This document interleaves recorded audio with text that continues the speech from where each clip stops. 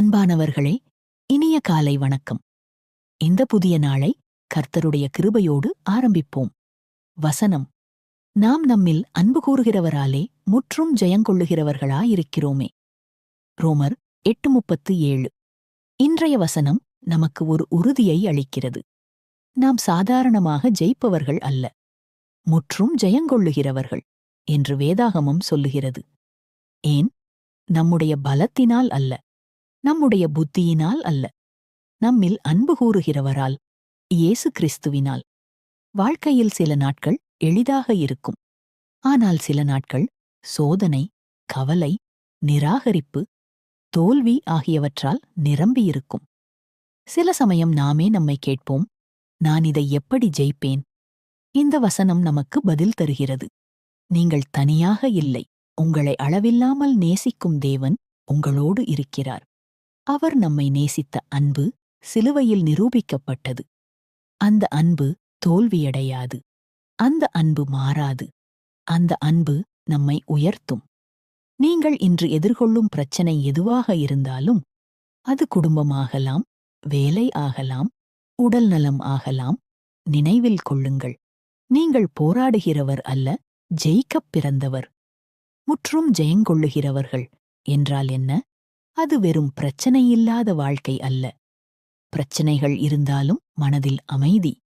சூழ்நிலைகள் எதிராக இருந்தாலும் உள்ளத்தில் நம்பிக்கை.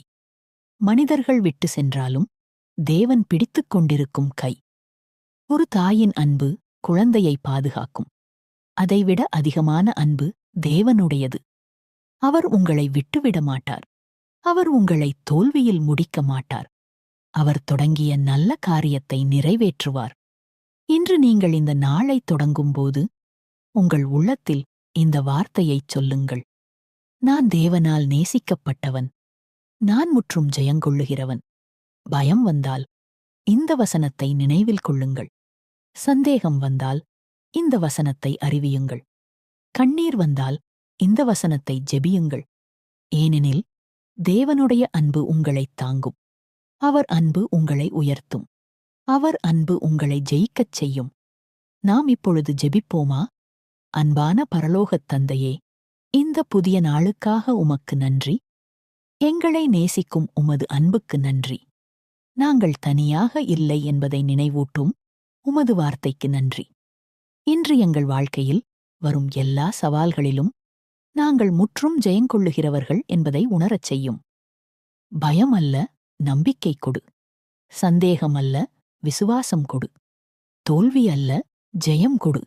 இயேசுவின் நாமத்தில் ஜெபிக்கிறோம். ஆமேன்.